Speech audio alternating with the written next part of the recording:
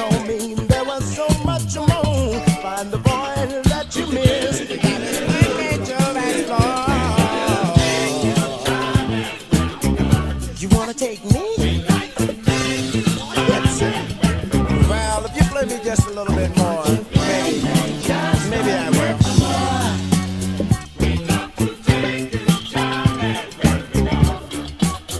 Another Tuesday night in the place to be, RaiderFanRadio.com. Silver and Black Tuesday. We're still hyped.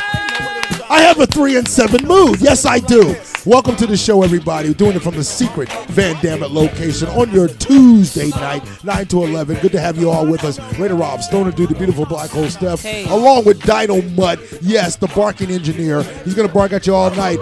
And, of course, we got Mike D'Antonio, the chat room crop. And a lot of the usual suspects. I thought he was an executive producer. I was watching that movie Signs the other night, so I'm on crops for some reason. There was a lot of crop thing going on. That's a bunch of crop. The chat room cop. And just to let everybody know, the former head cop of Oakland, Richard Ward, is gone now. Richard Ward has gone off to Vacaville. There's a lot of crime there, a lot of cats mugging dogs. And yeah, he's going to be the head cop there. So he got out of Oakland, but we'll talk about Oakland politics maybe a little later on. Anyway, good to have you all with us. We're going to talk a lot tonight about what's going on in the Raider Nation, the state of the Raider Nation. 3-7. There's no need to be ashamed, folks. No need to be ashamed. We are going to bleed together, and it's going to be silver and black, and then we're going to Band-Aid ourselves, and we're going to find a way to enjoy the rest of this season and come together and continue to enjoy what is football. Right. In the Oakland Raider Nation. Might as well just celebrate the whole thing and keep the season focused and get through this and possibly look on to the future. It's time to start looking on. It's always been about the team for me. It's always been about going to see them play. And the development of the young players has always been a thing that you look for because there are periods of lulls in any franchise's history. And I love to see Robert Gallery and Jake Grove melding together. These guys are on the field. They're focused. It's good to see them talking between plays. You see Robert Gallery sometime maybe make a mistake or maybe question himself on a play. In the middle of the play, maybe it had no penalty to it or anything. But he'll walk away with Grove in the last 2 games, and you'll see them talking before they step into the huddle. Or they'll nod to each other. I've seen Grove grab his helmet and kind of step back out of the huddle and kind of nod his head. Communication there. Yeah, they're communicating. Doug Gabriel and Ronald Curry do it. You see them on the sidelines talking to each other. You see them, I've seen Gabriel, with his hand making gestures of routes and things like that to Curry. It is great to see the young cohesiveness of this team starting to grow, and I think it's something King Al has seen too. Stuart Schweiger, to watch his growth, to go from 5 weeks ago, seeing Ray Buchanan having to check off to him almost every play when he was in, to now seeing Schweigert running up after a play, checking off to Ray Buchanan, saying in a sense, where were you? Was that the right play? And he's initiating the contact and the conversation. Stone, that's one of your guys. That's Schweigert. Exactly but why. The development of young players has been great to watch, even in his 3-7 season. That's exactly why Al Davis brought in Stuart Schweiger, because he's that kind of player that can go out there, communicate with the rest of the team, be a leader on the field, and making plays. That's the biggest thing. But he's going to make sure everyone's in their place that they need to be. And if they're not, he's out there screaming at everybody, trying to get everybody put together where they need to be, man, because that's bottom line is, man, these young guys are coming together. They're cohesive. This is the new Raiders. It's going to take a little while to get it together. We still got some aging veterans that really aren't making the big plays we're hoping out of them, but we still got the young guys in there. They're getting together. I think this really at least gives us something to look forward to next season. Bobby Kelly. Bobby Hamilton, Tommy Kelly, Tyler Brayton. Tyler Brayton is definitely he's just playing really, really just stellar, strong hitting, focused football, and that's what we need coming off the end. If we can get a match, maybe Grant Irons might play defensive end, since that's what we brought him in for. Grant Irons this weekend. You've been talking about him a lot and touting him. What's also been great when you look into what I'm saying about Gallery and Gabriel and these guys melding together is you're also seeing a situation with Tyler Brayton and some of the guys on defense, and Stuart Schweiger, where they're taking it upon themselves as you watch them to develop their own understanding of the game. Right. They've separated themselves in a sense, kind of resigned themselves that this is not going to be a positive season. We're going to lose. We're going to have a losing season. So they're working on their techniques. You see Tyler Brayton play after play getting better in the way that he goes at a tackle, the way that he spins off of a block, the way that he takes on a block and fights it off. You're watching Stuart Schweigert learning how to read, learning how to back up the middle linebacker, learning how to pursue, learning how to contain. You see that from him play after play. He's developing. And this is the thing that's impressing me even in a 3-7 season. But nevertheless, a 3-7 season. Does North Turner have to step up now and acknowledge some of the faults that he's made? And how many mistakes have North Turner made that have to be accounted to the Raider Nation? Well, North Turner came into this season to establish his signature on this team, to bring in his playbook, his style, the way he does things. And it's taken a little while for all these young players to buy into it and to learn it and to get good at it.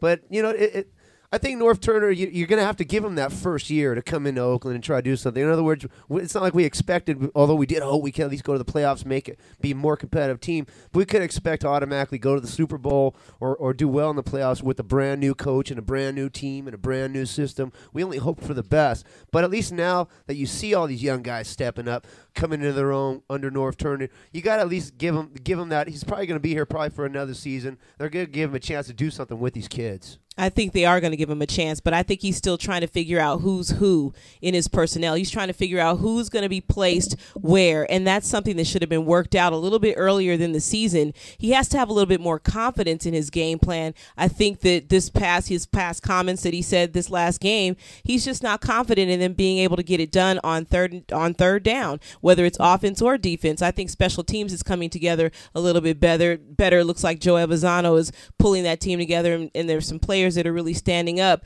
But for the most part, on offense and defense, there's so much rotation in personnel. You don't know who's going to really show up, and there's not really that gelling that's possible there because there's so many different guys every other down. You've had injuries that have befallen the Raiders this year. You've also had a lot of inadequate play when you look at the defensive side of the ball. To say with the Warren least. Sapp, with Phillip Buchanan not stepping up and making the big plays. Ray Buchanan, him and Phillip over the Sunday against San Diego had chances for interceptions that could have been turning points in the game, didn't make them. They're supposed to be big playmakers. That didn't happen. And what you have with Norv is a questioning of the whole buying into the system thing that comes with coaches who start off slow or start off with a team that just, doesn't seem to be grasping and is still learning after a period of time when they should have gelled by now, even with veterans who are used to playing with comparable teams. Ray Buchanan comes from a system in Atlanta that, for the most part, has had some success in the last 5 years. He went to a Super Bowl not too long ago with Atlanta, and they lost to Denver. And then you have a guy like Sapp, who just won the Super Bowl with Tampa Bay, who is not stepping up, who has been missing. Okay, this sea-sucker here, I can't wait till we get the satellite because, damn it, I want to say it so bad. He is the missing frigging, the missing joint you look for in the middle of the night. You hid one somewhere. Missing I'm sorry. joint? I'm on high octane Or tonight. you've lost okay? it. This guy, stop thief every time that he crosses the friggin' white line. Okay? Stop thief. You talk about stealing money. This guy is the paycheck pimp of all time, all right? He is taking a paycheck, and there's no accountability. And I think that is the thing that has to happen now. When you talk about next year, I'm ready for next year, and accountability has to be swayed. Warren Sapp to Miami, all right, for the rights to Ricky Williams. He wants to go back there. He's from Florida. He thinks it's too cold in Oakland to get your pussy ass back to Miami, okay? But the bottom line with all of this is that North Turner calls into question his play calling, one, his somewhat guruism from what he did offensively in Miami and Dallas, okay? Is it time for North Turner maybe to go? Do we have a Mike Shanahan situation from 88 where maybe we have to say, all right, we made a mistake. We brought a guy in from the outside again, just like Shanahan, all right, when Art Shell was sitting out there. Maybe some other, former Raiders or other coaches that could have fit the mold. I was big on Jimmy Johnson. You would have took a lot of money, and Alameda would have had to cut off about another 30 mileage of waterway there. But the bottom line was, we had to go for the big-time guy. Al was behind this guy. That's great. I stand by King Al. But Al also made the decision in 88, and you hear Crunch back there chiming in, that Shanahan had to go because it just wasn't going to mesh. Maybe Norv just doesn't mesh with the state of where we are with the Raiders right now. Well, I mean, that's possible. That's something to look at. And I knew it would come to this point. I mean, we're 3-7. That's 10 games in, and we really haven't been able to produce. He hasn't been able to create a gelling for this offensive unit. He hasn't really been able to place guys. Can we get Bill Cosby? Maybe Bill Cosby can figure out a gelling. He's in the jello. Can Bill Cosby come in and find some jello? Something, anything. How'd you get jello out of that, man? Because you were gelling. We're not gelling, and we need some either curl activator gel. We need some confidence. Type of gel. We need confidence in our players, and we need confidence in understanding what their talent is and knowing how to place it on the field. Who do you guys have? Who are that. you confident right now in as a player on the Raiders right now that you're confident in? And let's say looking at the rest of the games that we have left, we have 3 home games left. Tennessee's coming in. We're going to have Kansas City when we get back in 2 weeks. And I think your most confident player that's keeping everybody together right now is Tyrone Wheatley comes to mind automatically. I know he's not producing the way we'd like to see him, but I think having him on the team has been able to keep these people together, keep the players together, and keep them focused on trying to go into the next game, even though they lost the last one. Someone like Tyrone's there ready to go, come on, man, we got to pick it up. We got to keep this together. Anybody confident? Who do you think is the most confident?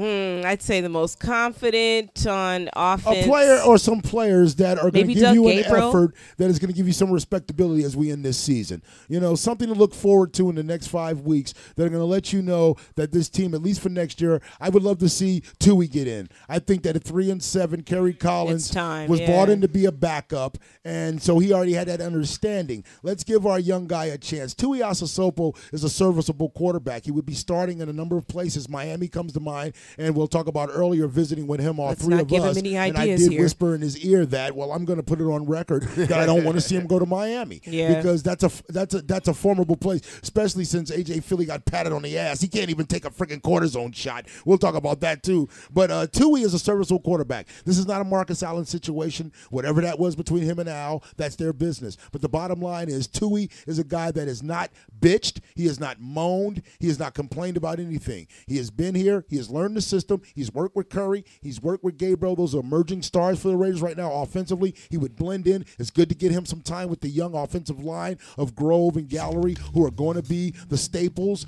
And this kid, we should not punish him. Okay, because he's had to sit under, Rich Gannon's arrogance and had to sit back and really absorb not getting any time and being underrated and looked at as not a guy that's serviceable in the NFL and for the Raiders, and give him a chance before he either gets out of town or that we know this kid is not the guy that we should possibly implant and let him be the future of the Raiders at quarterback. Here we go again, wasting an athletic fullback. I don't understand why Zach Crockett isn't being used more. I would say he's probably the most valuable on offense right now because of his experience, because of his Pro Bowl status, which we did run into him today at a charity event, and he said, hey, don't forget to vote in the Pro Bowl. It's like, exactly. Zach, you get votes for the Pro Bowl because you're there. And why he's not being used on 3rd and 1, I'll never understand. That's what I mean by placing talent in the right place and utilizing that force and that strength at fullback when you're trying to create. Hey, Bay Area fans, check this out. If you're a Bay Area fan of music, then good music fills the Fillmore. Coming up this week, man. I mean, outstanding shows. Wednesday, November 24th.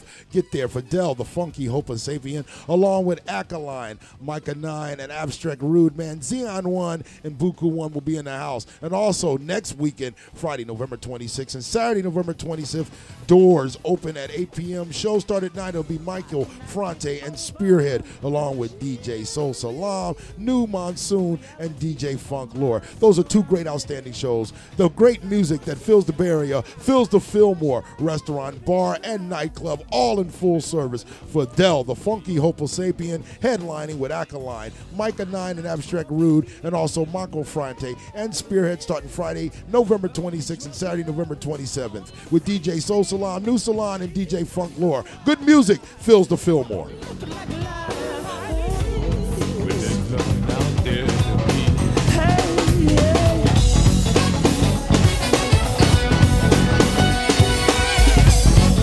You're listening to the world's #1 internet sports entertainment radio talk show, RaiderFanRadio.com.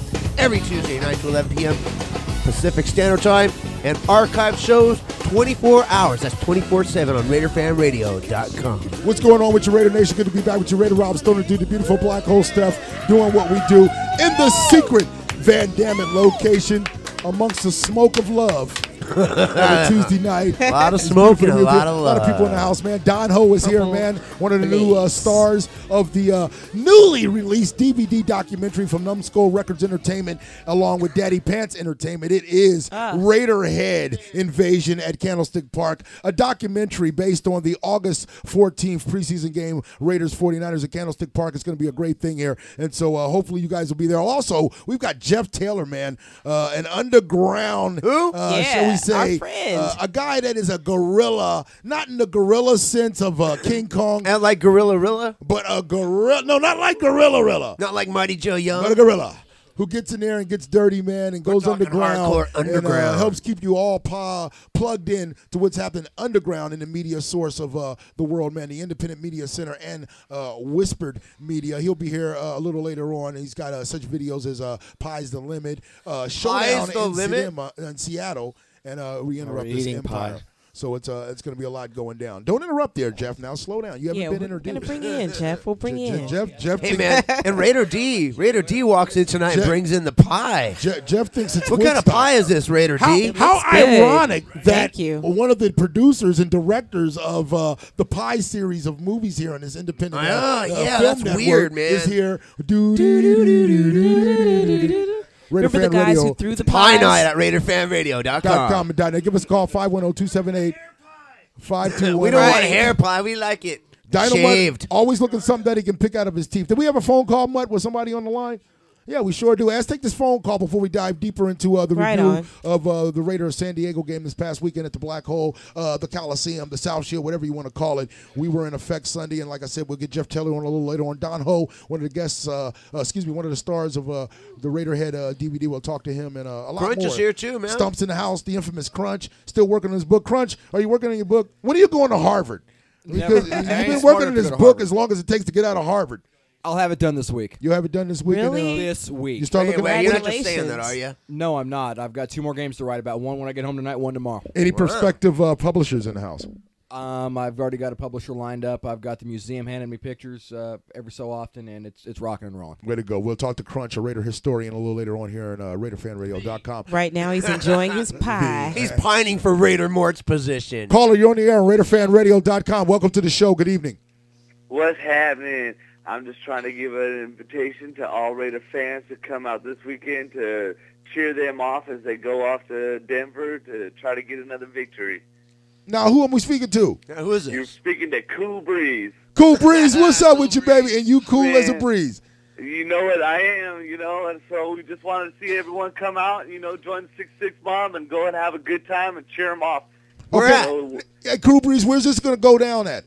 This is going down at the Raider practice facility Saturday from 11:30 to 1:30. Okay, hey, you know what? You guys represented. I just want to tell you and make sure you send a trickle down to the Godfather. Tell him I kissed the ring and let him know, man, that it was great what you guys did the last time, organizing and getting everybody out there along the Black Hole, Skeletor and some other members of the family to see those guys off. And you guys made an impact, and they felt that, and it's very receptive. We're going to talk a little later on about another function that went on today. But they are receptive to the Raider fans. You guys spearheaded that thing, man, and just much love to you guys for that. Hey, man, it was good to be there, and it was good to have all y'all out there, and I hope we see a Cool lot Breeze. more out there so we have a lot more time to get out there. Cool Breeze, real quick. Now, did you get a chance to go on the tour in the facility that they had? Yes, I did. Now, what stuck out to you when you were there? You're a lifelong Raider fan. What was something that was memorable for you being in the Raider facility there?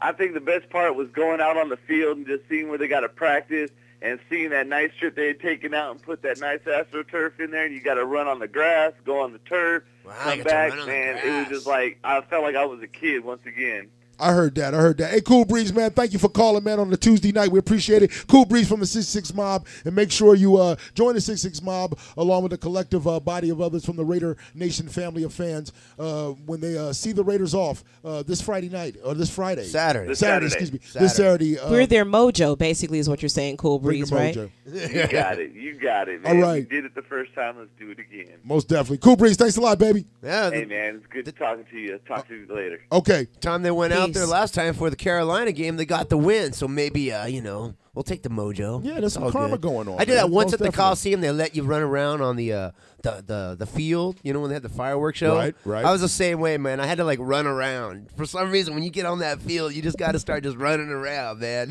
Wow, this is where it all happens, man. You feel like a mini Ben Davidson, don't you? 23-17 lost this past Sunday at the Oakland Coliseum. The Raiders took their record to 3-7. The unfortunates of losing continues to darken us on any given Sunday, and unfortunately, it seems to be every given Sunday. But the bottom line was a good performance from Kerry Collins, a very serviceable performance. We had a good offensive point. We were able to go toe-to-toe with the San Diego Chargers, kept them kind of under the gun for the first half of the game for the most part. But the bottom line was, in the end, we lost. Defensive lapses again befell us. Not enough pressure on Drew Brees, again making him look like Joe Namath back there, just picking people off. And Antonio Gates, again, I don't know what happened when we took Woodson off of Gates. Yeah. That was very strange. The 4th and 6 that we'll talk about maybe for infamy, at least until the end of 2004. Why North Turner didn't go for the gut check. Why questions come. Should he still remain the coach of the Oakland Raiders after the 2004 season? But the bottom line is there were some intangibles. You saw the great play of Sam Williams starting to gel. We talked about earlier Robert Gallagher and Grove,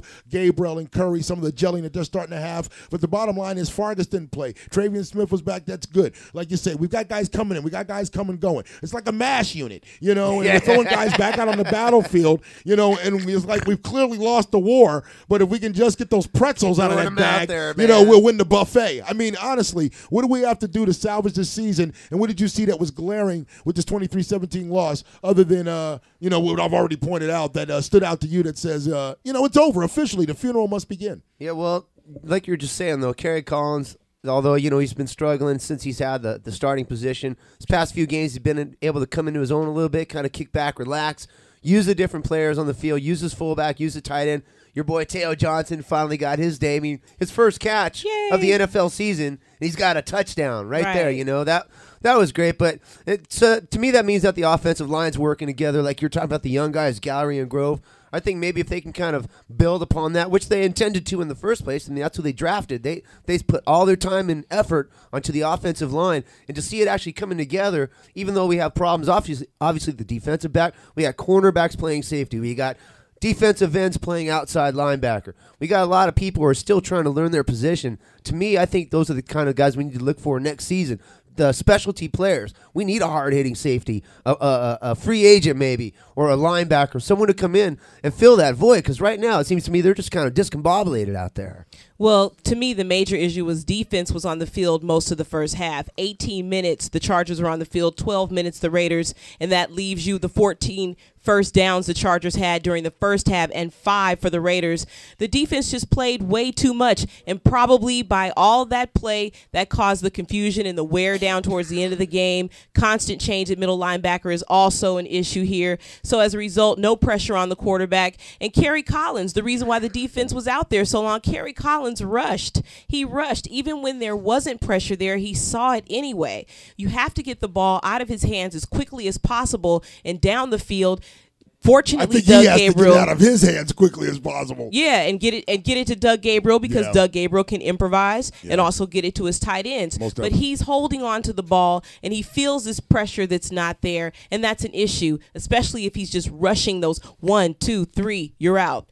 Seeing him today, and we'll talk about that too, myself and Stoner Dude and the beautiful Black Hole Steph appeared with some of the Raiders, Zach Crockett, along with Marcus Tuiasosopo and Kerry Collins at a Salvation Army event today, a food giveaway from Oklahoma City. It was a Food for Children giveaway that was sponsored also in conjunction with the Salvation Army and the Oakland Raiders at 6th Avenue in Oakland, and it was great to be there with that. And looking at Kerry Collins, he looks more like a basketball player. Yeah, he's huge. He's a huge guy. He's totally prototypical. So seeing him that way, I think to myself, it is the prototypical drop back quarterback that I like. But you say to yourself, what more can we do to help him offensively? Other than what you did with the trips left that got Teo the touchdown and what have you. What more can you do to help him? And I think that what has to happen obviously with the Raiders, and it seems that maybe we're behind the times almost in the NFL of today, that you have to go mobile. You have to go with a quarterback that can roll out. You have to go with a quarterback that can bootleg. You have to go with a quarterback that, if he's going to stand in the pocket, can at least, like Ben Roethlisberger has proved, can make the little step-up move that buys him enough time to allow you to get it loose underneath, or at least, break away from your defender down the field. Even Drew Brees is capable of that. And Drew Brees is capable of that, and he's shown that. But Drew Brees has an opportunity, and so does Ben Roethlisberger. He has an opportunity too, and that's something that we're not being given in terms of like Tui on the offensive line, not being given the opportunity to go out there and prove that he can make plays as well. Marty Schottenheimer has the San Diego Chargers poised to possibly take the AFC West. What they do when they get to the playoffs will be up to debate. But the bottom line is the refs helped them a lot in this game this past Sunday, and it's something that was talked about today. North Turner had addressed the situation about the refs and the fact that he was told by Bernie Zerker, the side judge, during that little flurry of calls, particularly the calling of the block in the back by Robert Gallery on that crucial play that led to a touchdown pass to Doug Jolly. Doug Gabriel, that was taken away from us. And what he said was, they told him we were mandating this crackdown now. Okay, and this trickles back to the Denver game, with George Foster a few weeks ago with the illegal block on the guy from Cincinnati. And they're cracking down, okay, on the illegal block in the back. So we're the guinea pig. You test study it in Oakland, okay, which is starting to look like Fallujah, okay, in a couple of days here. All right, and you're freaking cracking down on us. This is where you're going to test your new rule, all right, with us. That was not only maybe a borderline friggin' block, but give me a break when we're 3-7. Let Marty Schottenheimer's little general wannabe ass, a loser who's never won a Super Bowl, win it on his own accord. Let us play this game on the field. Don't give me NFL crackdown in my friggin' backyard. It was not snowing, and that is not Tom Brady. On RaiderFanRadio.com.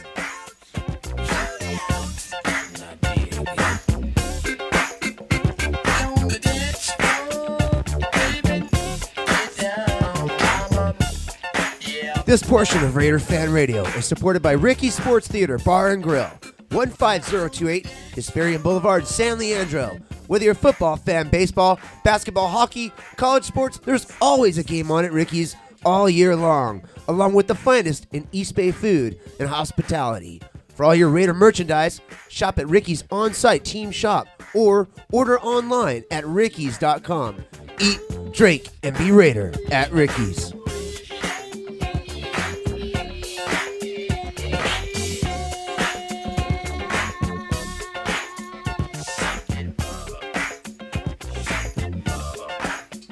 We got coming up on Raider Fan Radio this real weird guy, man. This guy, Jeff Taylor. I don't know. I see it here on the thing here. He does things with pies or something like that. That's weird. A real highfalutin independent film producer, kind of like the Francis Ford Coppola of the independent film community. We'll talk to him in a moment on RaiderFanRadio.com.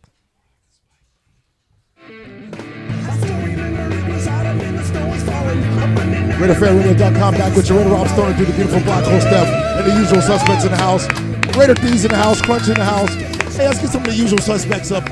As always, we like to get the voice of the people. And, of course, we have to talk about the controversy with a the venue Raiders, for the people. The Raider Fan Radio Babe website has finally gotten us in trouble. We'll talk about that. Oh, yeah, we got to definitely talk about that. But, let's get some of the usual suspects in. What about D? Raider D, come on over, baby. Come on over. Got Raider D, our old friend. Oh, my compadre. Who was looking like an Alexander the Great Candy from the 80s, walking around friggin' Sunday. What was with the purple outfit? Yeah, Raider D, you thought about that. Hey, man, that was burgundy, dog. But why were you If I think burgundy, I think Niner. Hey, see, if I think burgundy, I think Niner. You see, me and my fat ass, I'm trying to follow in Charles Wilson's footsteps. I wasn't looking at your ass, brother. Bro, nah, I ain't talking about that. I'm trying to follow in Wilson's footsteps, man. That dude was looking pimperish after the game. Well, everybody wearing pink. Did you notice that, Steph? Yes, I did. That's Unfortunately, pretty gay. I don't know. I wouldn't. See, now we can't say so much wearing pink, Stone. If you saw a lot of women in pink, it's because this is the month of celebrating and acknowledging breast cancer. Yeah, so I don't think this is what that was about, though. What do you mean? Was that No, what not that you was being about? an idiot. I'm talking to Raider D, not you, Steph. Okay. Raider D, what are you talking about? What were you Cool trying if to say? chicks wear pink. Were you trying to say the Coliseum looked gay? No, I was just. It just stood out for a second. I'm like, damn, why is all these brothers wearing pink? But hey. Oh, you saw brothers wearing pink. No, man, I didn't see that- that. Now see. Oh, okay. I'm Pink on sorry. that dark brown. That's why I brought it up because it just That's kind of tripped stood out. out. I didn't see that. That must be up there where you guys sit, up there in that fancy seat. No, we're talking about. I'm down in the street, baby. I'm in the black hole. Dog, in the locker room. In the locker room. Players? The players were pink. Don't name nobody. Changing over. I know who. Ready to cut. You know what I'm saying? Yeah. But I ain't gonna go out. Well, you know what? The one thing about the player and the athlete of today is that, they're very fashionable and they seem to take a real, as we know, pride in themselves, and how they dress and how they look. Keyword pride. Right. Well, No, keyword themselves. Yeah, themselves. Happy pride. And there's a lot of marketing that goes along with that and, the promotion of your image and all. But pink being the order of the day, if you can wear it confidently, God bless you. But I think that's what they were doing. They so were close- trying to make a statement about how confident they were in Right. themselves and their strength 3 as and men 7. that they can wear 3 pink. and 7, you Pretty can wear gay pink. statement. It's cool. Can you wear pink at 3 and 7? Yes. No. That's the question You around the can't- board. I don't care if you're 3-7 or 7-3. Whatever. But to be Jeff honest- Taylor, real quick from the Independence Media Center, can you wear pink when you're 3 and 7? I'm not into wearing pink personally. I wear a lot of black. Just Have like you ever Johnny been 3 and Cash, the 7? Man in Black. But no, what's that? 3 and 7? Have you ever been 3 and 7? No, I don't think so. Okay, so you wouldn't wear pink if you were 3 and 7 or 7 and 3, would you? I don't think I would. I think I'd say no to that. Don't get Back me wrong on the whole and to the pink left. issue, man. I like Back to and to the left. I like to Anyway. sink the pink. But anyway, Rob, back to your comment about my sweater with the color and everything. To be honest, though, I actually had the black sweater working that You day. look snazzy. But then Steph would tell you, I wasn't feeling my best that morning. It was, some stuff that happened that night before. Oh, we don't need You to know, hear there, that. the We don't tailgate. need to hear about This is you where we unplug and your Ken microphone, Stabler Raider moments, D. okay? So I had to dish the black because it got all messed up. I heard that. So, But what do you think? 3 and 7 right now, D, there's a lot of trepidations. You're a guy that pays a lot of attention again to the defense. And I've been really harking on the defense this year because I think there's been so many lapses that could have won us games over the years. Over the this year. Particularly, again, Antonio Gates killing us late in the game. Drew Brees getting a lot of time, as we talked about. Damian Thomason not going forward, 4th and 6th there with North Turner. What do you feel about that? I obviously think, and I think the consensus in the stadium was we should have went for it. Yeah, because actually I was going to ask Norv that question at the end of during the press conference where somebody else asked it. But it was funny how he would mention, oh, well, we thought we can kick the ball off and, hold them and then get the ball back. We had plenty of time. I'm like, well, consistently all during the game, you couldn't hold or, make them not convert on third down. They were converting third downs left and right. Right.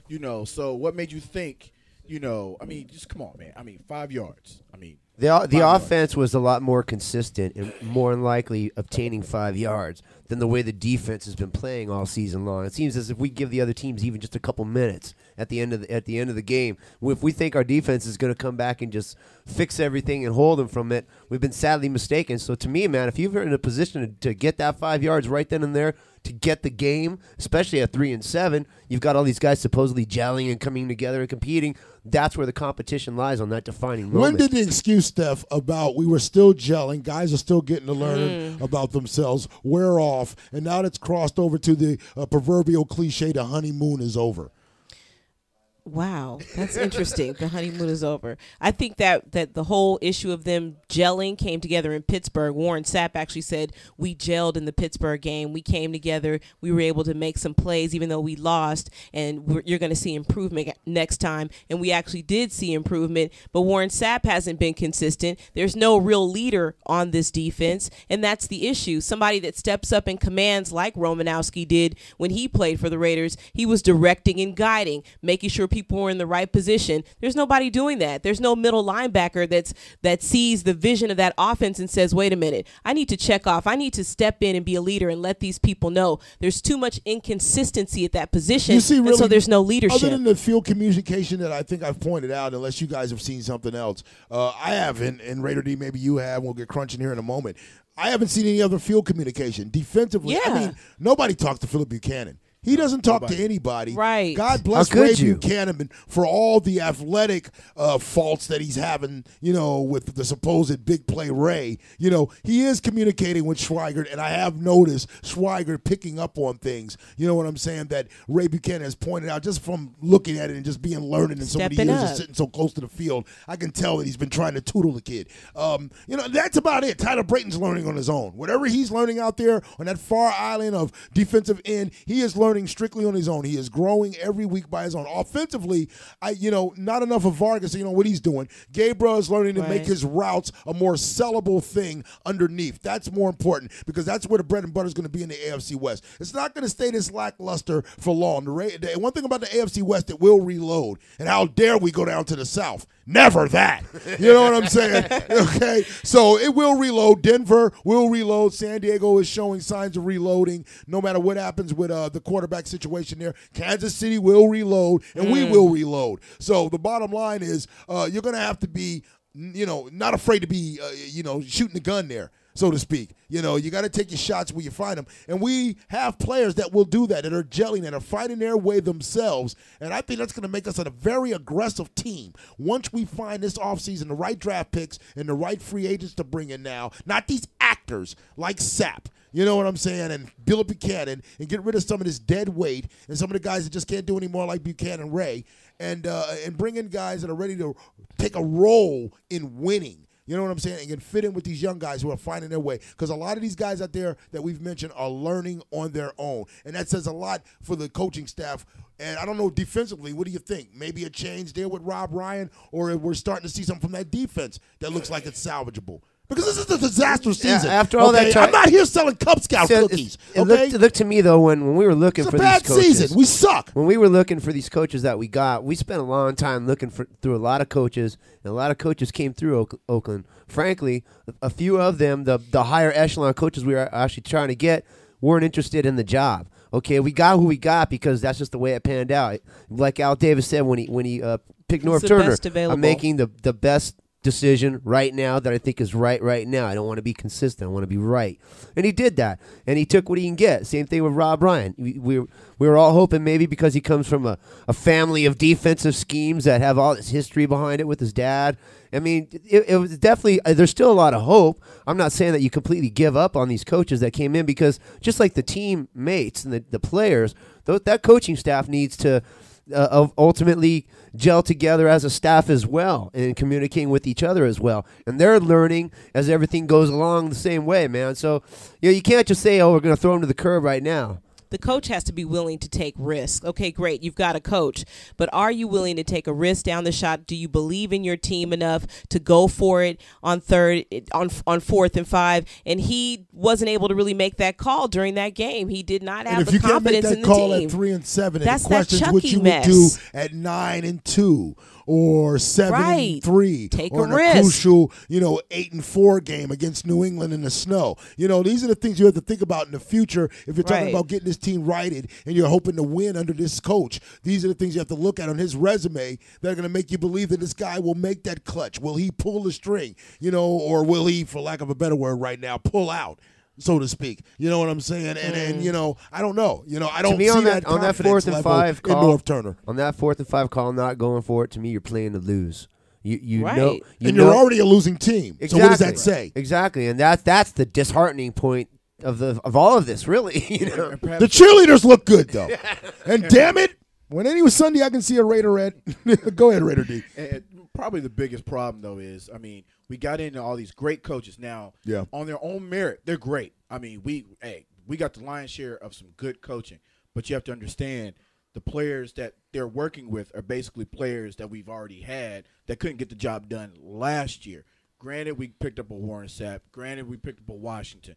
But, besides those 1 or 2 key other guys, it's basically the same team as last year. They're trying to work their schemes with our old players, and it's not working. So, and then what the interesting thing was, Sunday in the locker room, Al Davis came down.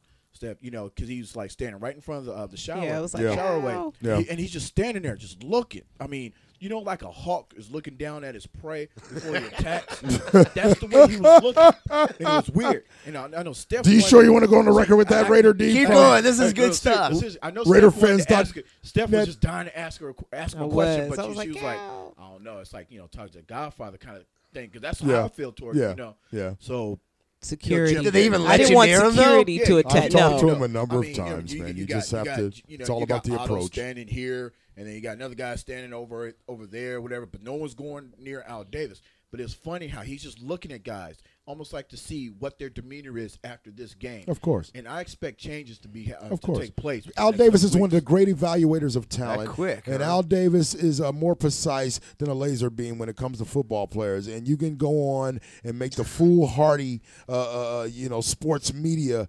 punditry opinion of thinking Al Davis is done. Okay, he's not done. He still sees football, and it's in the players that he brings in. It's the type of guys like a Gabriel and a Curry, some of the youngsters we're talking about. That's Al Davis. That's that Hawkeye in that draft. That's that Hawkeye watching that little-known guy that doesn't want Dallas or San Francisco or San Diego to get, that is going to flourish. Okay, that's that Ricky Dudley and that guy that he sees the potential in that should have blossomed but didn't. Al Davis will always keep his eye on the prize, and that is putting the best talent on the field for the Oakland Raiders. But then he also has to play the role of the now of the NFL, which is you rebuild, you reload with, unfortunately, sometimes second-tier players. I think the greatest example of our free agent picking up when it comes to players like that was 2002, obviously, with Rod Woodson, Romanowski, what have you. We got to get back to that, and I think this year Al Davis will do that. I believe that, but at the same time, I think he really put a lot of confidence into Norv Turner when he hired him this year to let him do his thing.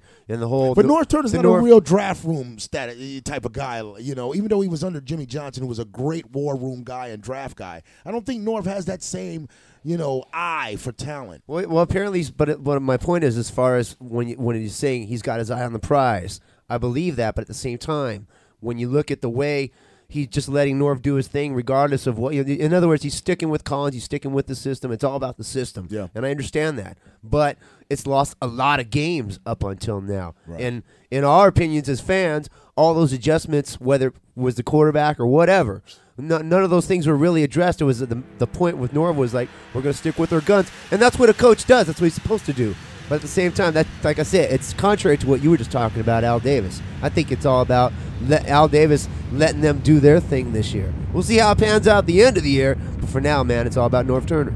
Well, I beg to differ in terms of consistency at DBs, and Jeff and I were talking about this on the back line, just about Phillip Buchanan, Charles Woodson, Nnamdi, Denard Walker. Then you saw Cooper, you saw Swigert. I mean, the coverages are just all over the place. Our DBs don't have a solid unit. Who's going to play where is still a question, and that's an issue for this coaching staff. Yeah, I think the defensive backfield is quite an issue, and the middle linebacker, if there's a high turnover in the middle linebacker position, there's not a lot of continuity there. You need a middle linebacker. The Oakland Raiders style is to be aggressive. The middle linebacker to have some freedom, to have some judgment, and to be aggressive, and to see the play taking shape, and to call it like he sees it. So I see that's been kind of missing, and that's what's I think where the improvement really needs to be. That's just my opinion. Yeah, no, that's my one humble opinion on that. Jeff Taylor, man, coming up next of Independence Media Center and Whispered Media. We'll talk to him about his videos and things like that and get another take on the Raiders as we take this break here. Quarter till, man, 10 going up to 11 o'clock. RaiderFanRadio.com. 510-278-5215. Give us a call tonight. Raider Rob Stoner, dude, the beautiful black hole Steph, and all our guests in the house. Talk to Crunch in a moment, man. Everybody in the house. So much more to go. A lot to talk about. We still got another segment for the Pittsburgh? Man, we got a whole bunch to go, man. We got Jeff Taylor coming up next, though. We're gonna see what's going on with this pie thing. He's got this pie revolution going on. Actually, I'm into radio. Most definitely, man. On RaiderFanRadio.com.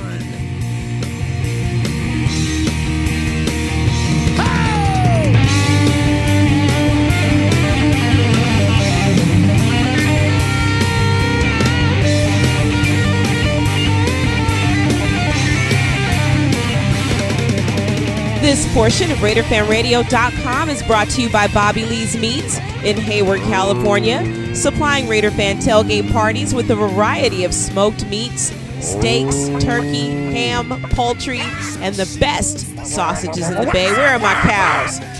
Whether you're shopping for tailgate parties, stocking up for the holidays, there they are, or dinner for the family, it's all at Bobby Lee's Meats in Hayward. Bobby Lee's is at 850 Sycamore Avenue in Hayward, California. Call them at 510-889-1133. That's 510-889-1133. And it's a happy farm at Bobby Lee's Meats. Hey, they got turkey at Bobby Lee's Meats? Turkey. They got it all.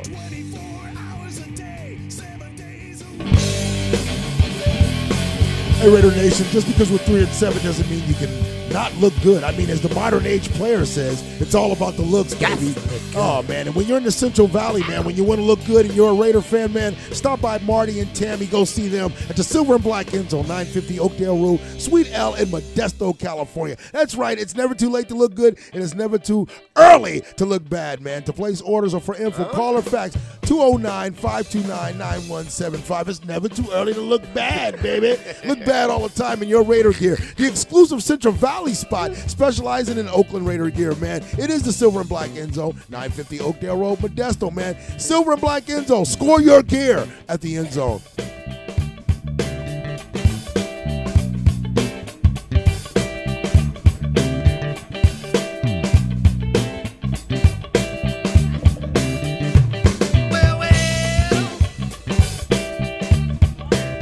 RaiderFanRadio.com and .net. Good to be back with all of you. Hope you're logging on. Mike D'Antonio, the chat room cop. He's in the house. Mike, you got a mic over there tonight, Mike? Mike, you got a mic, Mike. Hey, Mike, you got a mic, Mike. Mike's got a mic, Mike. Yes. Mike, what's going on, man? Hey, look, check this out, man. Me and you, we always talking about what's going on. We're in the midst of the Bush administration. We're getting ready to talk to this guy who's covert and some of the things he does. What's going on up in Wisconsin? A sad situation in Hayward, Wisconsin over the weekend. 8 hunters shot up until this date, 6 of them dead by a guy who happened to wander into, it seems like, some type of hunter refuge, and guns a-blazing. This is the deer hunter story? Mike is unraveling cheese over there. Like some Mike, you have some Gouda? French taxi driver. He had a lot of... Mike, I'm asking you. He usually has an opinion about it off the air. Well, you had to get his mic. Go ahead, Mike. Seriously. Sorry about that. I thought you were asking the other guy. No, I'm not talking to Jeff. I'm talking to you right now. Jeff's coming up right now. Go All ahead. right. Well, supposedly this Laotian man with an SKS was on some private property, and the people that were supposed to hunt there asked him to leave, supposedly, and he seemed to acquiesce and then walked away a little bit and shot them all. Yeah, and it seems to be a situation where it has some racial undertones, possibly. This guy, though, the suspect has some history in his background Vietnam of domestic violence and what have you, and just the fact that this was a flashpoint up here in a refuge area here where you got hunting, which seems to be, in some inclines, a very innocent thing to do. It almost leads credence to some of these, as we call them, tree huggers, some folks call them, and those animal advocates to say, there you go, up there shooting innocent animals, and this serves you right. I mean, is that perspective going to come out, Mike?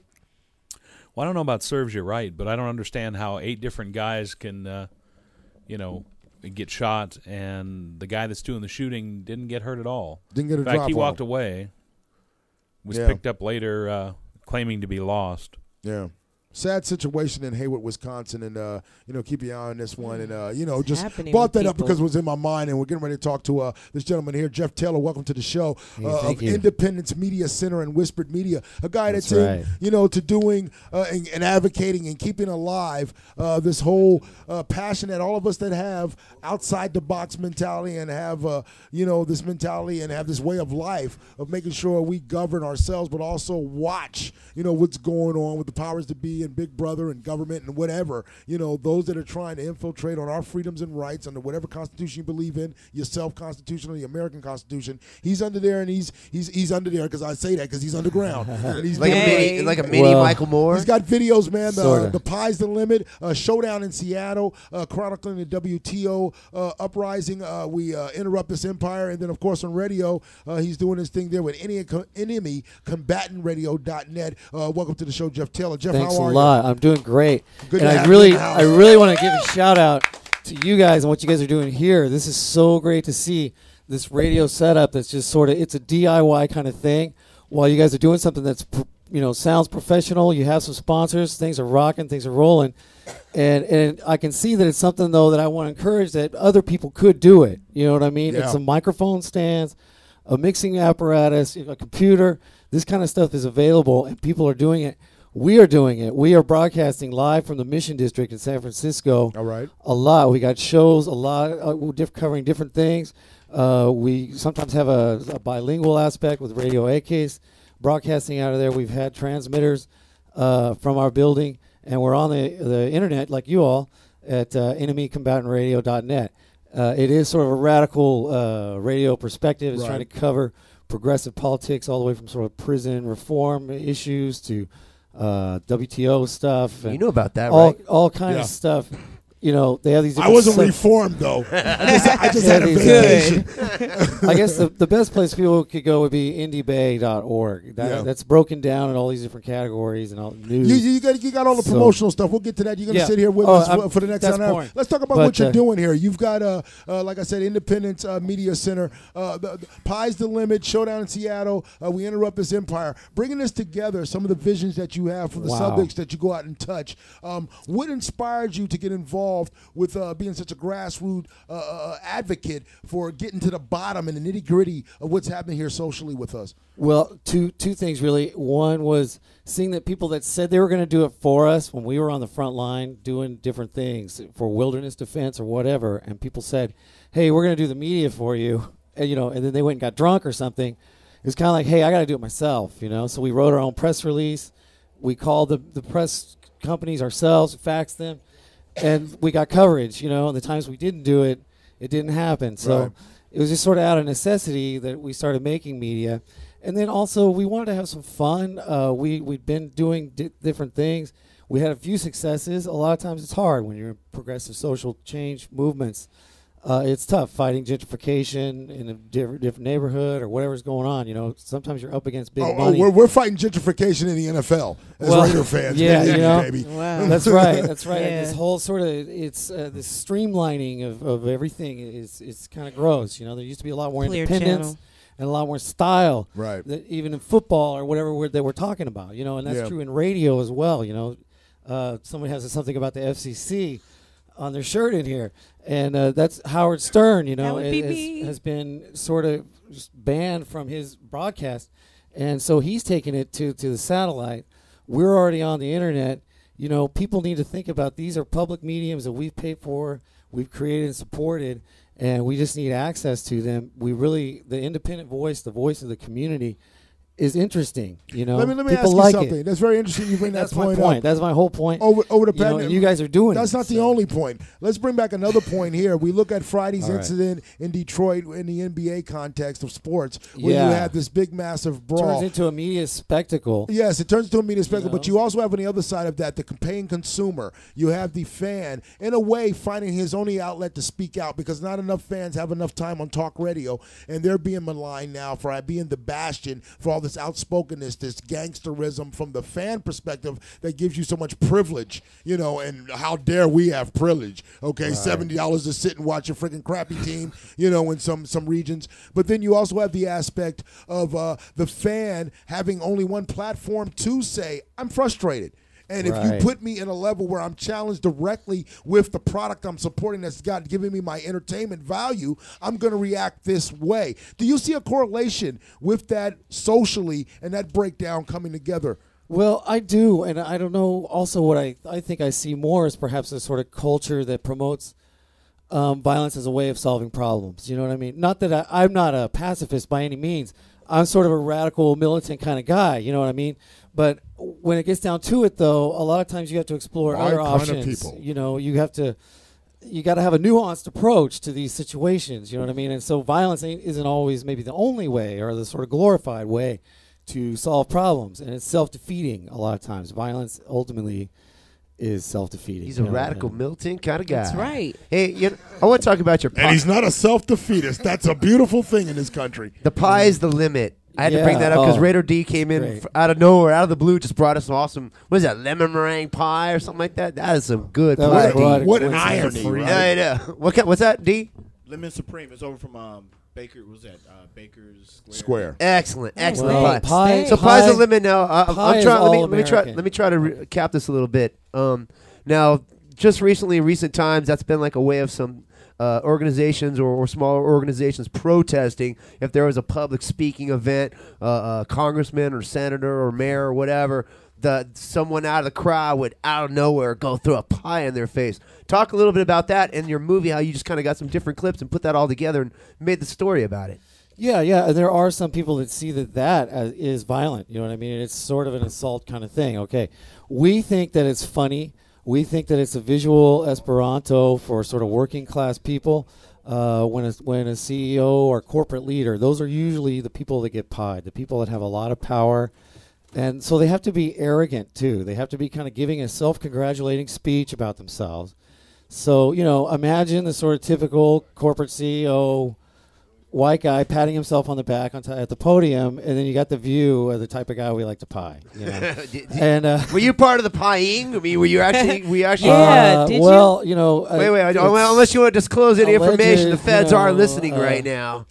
I think it's pretty well known that one of my aliases would be Agent a la mode.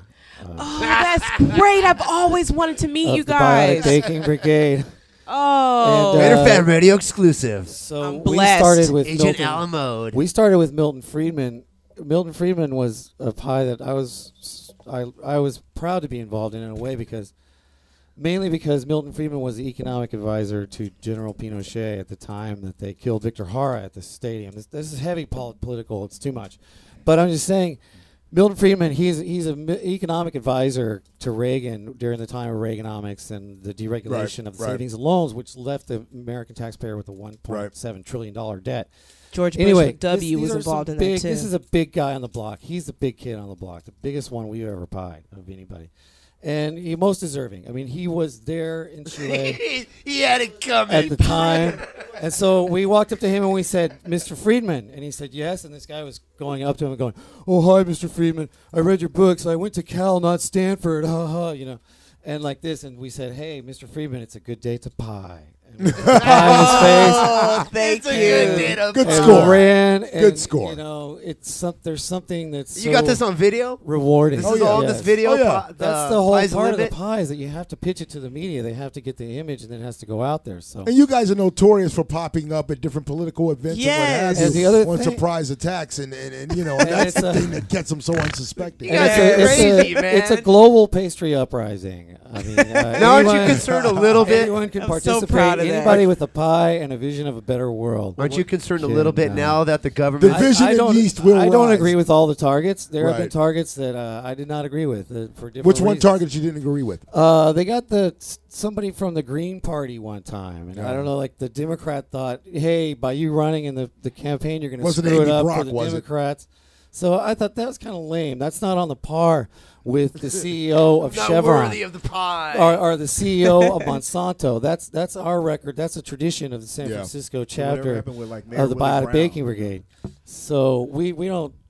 Mayor Willie Brown was a really that was a nice interesting and pie. You did that? That was you. That was you. You're the one who I can't take credit for that. That's the mayor of San Francisco. That was actually the Cherry Pie 3, and they. They were not able to pie and fly. They got caught. They got caught. Okay, Garland Rosario. Right on. Sweet! I got Garland, the videotape in my hand right now. Garland Rosario and some other people that are pretty much like mafia thugs that kind of hang out with the mayor sometimes. I mean, I'm not trying to get too heavy on this, but he's got some people. So they're pretty good. They saw the pyres and they got one of the pyres, and then they tackled all three of the pyres. And these are like the dudes that work for the mayor. You know what I mean? You had this guy, Garland Rosario, who I later did some research for. I think he's maybe worked for Mr. Conti. I don't know. He's got a background, So Victor? As in Balco. It's kind of weird how the hardcore radicals kind of find each other. I've been listening to him. So they King Al tackled. Davis was a hardcore radical, brother. He still is, okay? So anyway. he can appreciate this conversation. That's right. So, the Cherry Pie 3, they did pay. They went down 6 months, and it was a big PR thing for the mayor. And the mayor actually co-opted the pie. When he was running for re-election, he said, "Our piece of the pie." I heard that. We had done the message. We got it out there, And it was about homelessness in San Francisco because 170 people died on the streets. Jeff Taylor, the work that you guys have done is just, beyond complimentary, man. And it's been a credit to all of us that are trying to find a way in all this crazy mess that we found ourselves in. Get some You real news. know what I'm saying? Trying to reborn ourselves. You guys are awesome. Hey, check this out, radio, Jeff. Real quick, right man. here. We got a couple of seconds before we go to the top of the world-famous piss break. I just want to ask you, in a sports context, fans recapturing themselves, there's a lot of maligning coming from the sports media, particularly like you said with the art test incident. What can fans do in a grassroots type of situation to get respectability and gain the respectability of these franchises that they support and these players that they help keep afloat? I think fans can sort of get together in some way, organize, get a way to make their voice be counted, so that there's a website they can go to register their votes for maintaining a certain player or letting them go, or whatever. These kind of basic decisions. Recruitment right now. Labor disputes. I think you should have fan representatives. And all this star. I think all this star Hollywood bullshit. Really. Yeah. No, that's cool. That's cool. I said the bad. No, that's all right. Sorry. It's all right. We're a bad network. Beat that out. We're just let you get away with that one. But anyway, I think really there's too much focus on hype and stuff like that. You know what I mean? Yeah. Do your job. It's sort of like if I'm a janitor, then I got a job to do. You know what I mean? If I'm a cook, man, I got a lot of cooking to do. You know what I mean? If I'm a football player, then play football. For a team. Yes. Get together with the team, man. And if you're a fan, and don't think about how much money. There's too much focus on money all around for everybody. Advertisers, football players, coaches. It's all just. It's been sort of corrupted by this, and I think it needs to get back to more loyal support for the community and the team and that kind of thing. Jeff Taylor, the next commissioner of the NFL. Yes, please. I put him, and we should have a voting system for the National Football League of Independence Media Center and Whispered Media. He's going to hang out with us. We'll talk to him a little more. Right, thanks and for having me I just on. want to say thank you so much for being here with us, Jeff. We appreciate you guys. it, and we got your back, man. Thank you. Yeah, but you got to watch out, though, dude, man, because the way they're painting a bit with the big broad brush with terrorism these days, man. One day they're going to throw pies on that weapons of mass destruction list. Environmentalists, eco-terrorists. They've already got the phrase. They put it on their... Well, hey, man, in my hand I got the Pies the Limit, the continuing adventures of the Biotic Baking Brigade, a documentary on the global pastry uprising. Right on, man. What's the website you can get that at? Our website is whisperedmedia.org.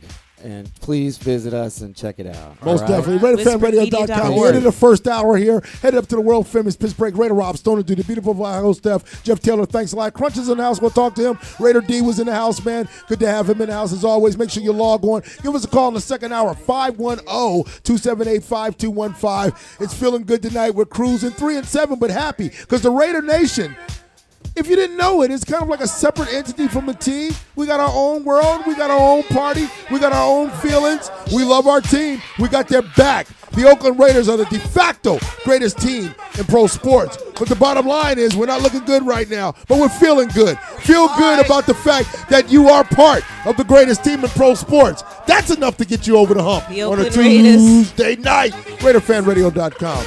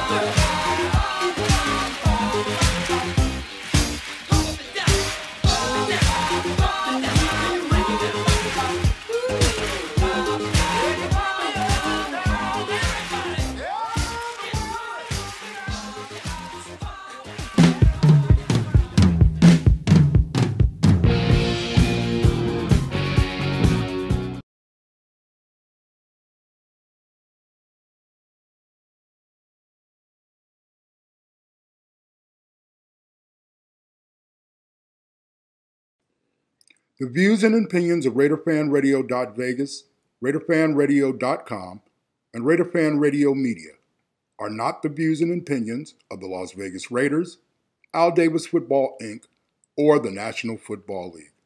RaiderFanRadio.Vegas is an independent media source.